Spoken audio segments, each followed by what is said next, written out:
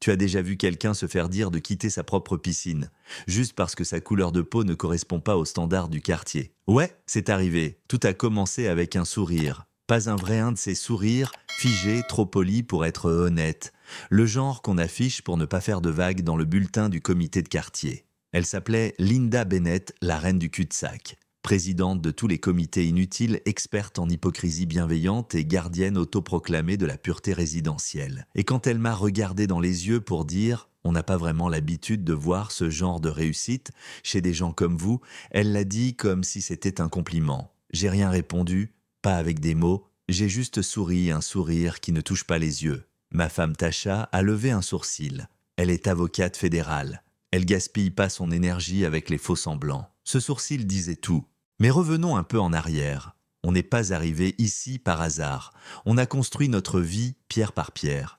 15 ans de sacrifices d'anniversaire, oubliés de réveil avant l'aube et de nuit blanche. Je suis ingénieur en structure. Tasha et moi, on s'est rencontrés à la fac, deux gosses fauchés, mais pleins de feu. On s'était juré, on n'allait pas juste survivre, on allait posséder notre avenir. Et on l'a fait. On a acheté un terrain à Grantham Mills, là où les trottoirs brillent comme les vitrines et où l'air sent l'argent ancien. On n'a pas acheté une maison, on l'a conçue. Un bijou en verre et en cèdre qui tranchait net dans une mer de pavillon beige.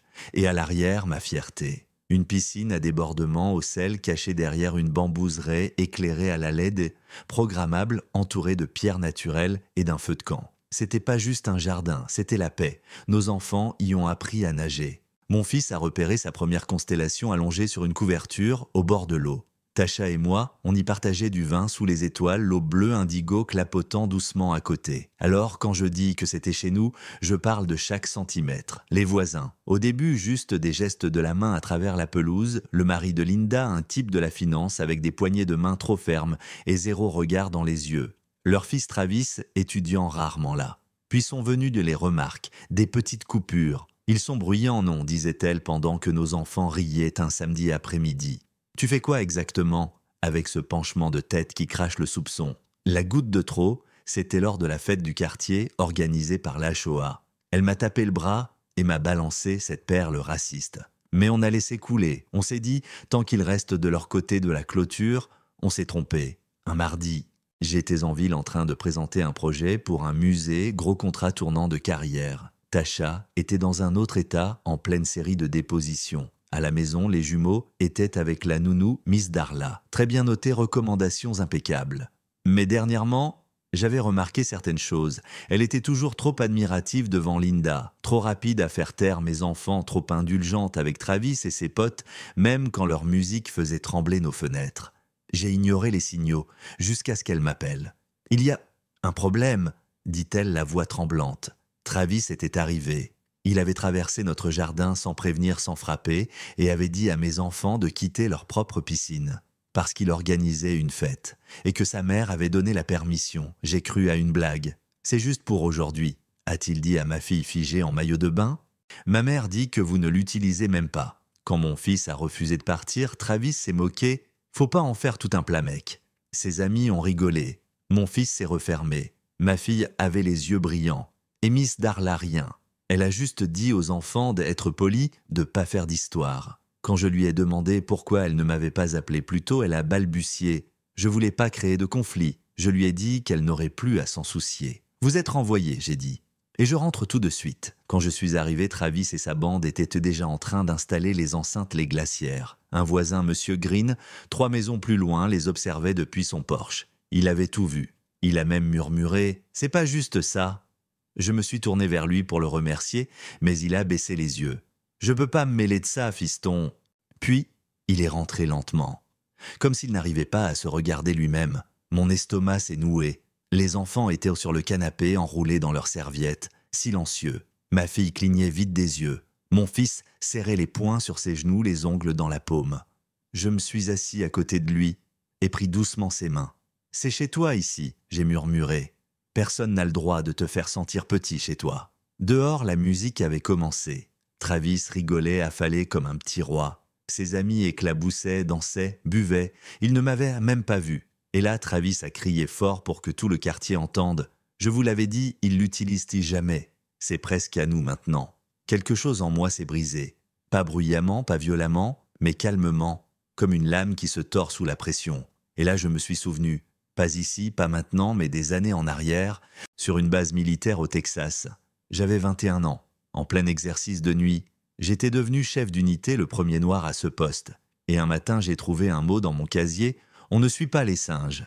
Je l'ai signalé. Mon supérieur a répondu, « Choisis bien tes batailles, soldat ». Cette phrase m'est restée en travers de la gorge. « Choisis bien tes batailles ». Ce jour-là, je n'ai rien dit.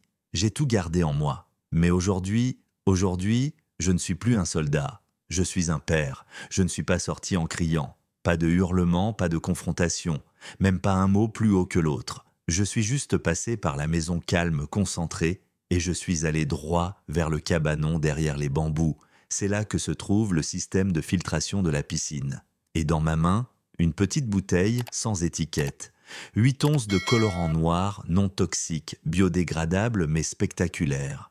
Tu vois, quand j'ai conçu cet endroit, j'ai ajouté un truc que les voisins trouvaient ridicule, un système de drainage par débordement. Parce que notre terrain est un peu plus haut que le leur. Dès que la piscine déborde, disons, si quelqu'un fait un gros plongeon, l'eau s'écoule discrètement dans un canal paysager et termine juste à côté de leur piscine.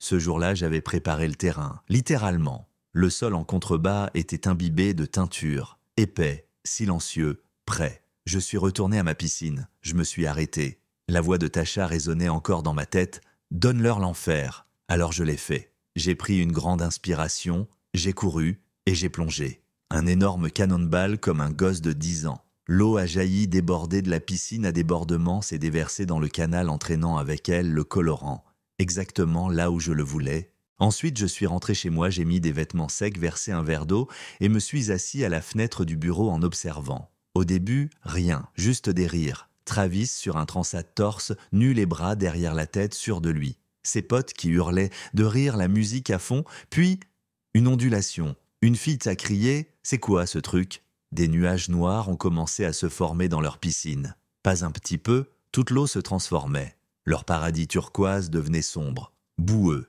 Travis s'est levé d'un bond paniqué en criant « Qu'est-ce que c'est que ce bordel qui a fait ça ?» Il a levé les yeux vers chez moi. Nos regards se sont croisés. Et pour la première fois depuis le début, il a eu peur, puis est venue la deuxième vague. Son téléphone a sonné, il a décroché toujours en criant, mais sa voix a changé tout de suite. Son visage a blanchi. Il s'est tourné, un autre appel, puis un autre. Il regardait son écran les mains tremblantes. Ses amis ont commencé à poser des questions. « Attends, c'est à propos de ce truc crypto. Mec, t'avais dit que c'était safe. Pourquoi ma mère m'appelle en pleurant ?» La panique s'est propagée comme un feu de forêt. Les portables vibraient, les regards se croisaient. 2 de ses amis ont ramassé leurs affaires et sont partis en silence. Puis Linda est sortie. La reine du quartier, elle s'est figée nette en voyant la piscine. Son précieux bassin noir souillé. Elle s'est tournée vers Travis. « Qu'est-ce que t'as fait ?» Travis a pointé vers ma maison. « C'est lui, il nous a sabotés. » Elle a foncé vers moi furieuse. C'est à ce moment-là que je suis sorti par le portail. Pas de cris, pas de colère, juste un pas lent contrôlé. « Votre fils a fait effraction », j'ai dit. Il a menacé mes enfants. Il a menti à notre nounou. Il a pris possession de mon espace. Linda a ricané. « Oh voyons, ce n'est ce qu'une piscine, il voulait juste s'amuser. Une piscine que j'ai bâtie, » ai-je répondu calmement. Un sanctuaire que j'ai gagné. Et votre amusement a fait pleurer mes enfants. Elle a tenté de retourner la situation. Il n'a rien menacé du tout. C'est là que M. Green est sorti de nouveau. Il avait tout vu. Il a dit d'une voix basse, « J'ai entendu le garçon. » Il leur a dit de partir. Il a dit que c'était plus chez eux.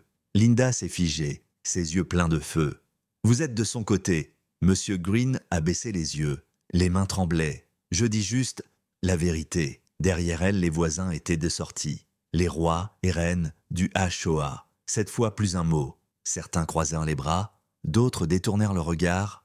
Une femme rousse, lotissement du coin, a murmuré « C'est allé trop loin ». Mais personne ne l'a suivi. Personne n'a osé. Ce silence, il disait tout. Le visage de Linda se crispa, pas de honte, non mais de rage. « C'est du harcèlement !» cria-t-elle. « Vous jouez les victimes, encore et toujours. Ce mot-là, encore. » Tasha n'était même pas là pour l'entendre, mais mon cœur battait comme un tambour. Je n'ai pas crié. J'ai juste sorti un dossier. Voici la liste des étudiants que votre fils a escroqués. Voici son entreprise enregistrée à son nom. Les messages, les preuves, les captures d'écran. Travis a flanché. Tu m'as détruit. Je l'ai regardé droit dans les yeux. Non. Toi, tu t'es détruit. Linda a attrapé les papiers, les doigts ses tremblants. C'est qu'un garçon, il a fait une erreur.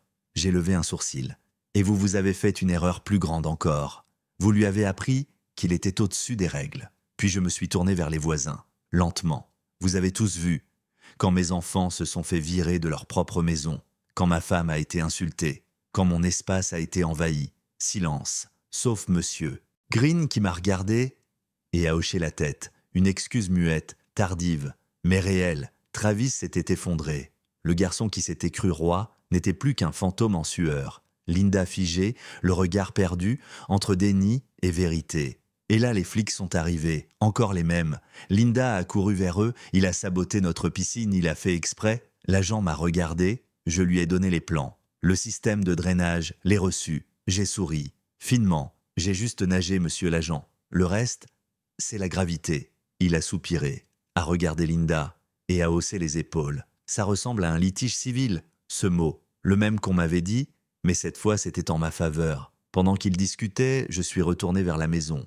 Mes enfants étaient sur le perron, ma fille souriait, mon fils le dos droit, les poings desserrés, et la piscine toujours noire, comme la mémoire, comme la justice. Comme ce moment précis où ceux qui pensaient tout posséder se rendent compte qu'ils n'avaient rien. Alors ouais, tu peux chasser quelqu'un de chez lui, mais parfois, il revient avec des plans d'épreuve et une colère si calme que c'est elle qu'il faut craindre. Et vous, qu'en pensez-vous? Qui a eu raison, qui a eu tort? Laissez votre avis en commentaire, et si vous croyez en la justice, likez, abonnez-vous et partagez cette histoire.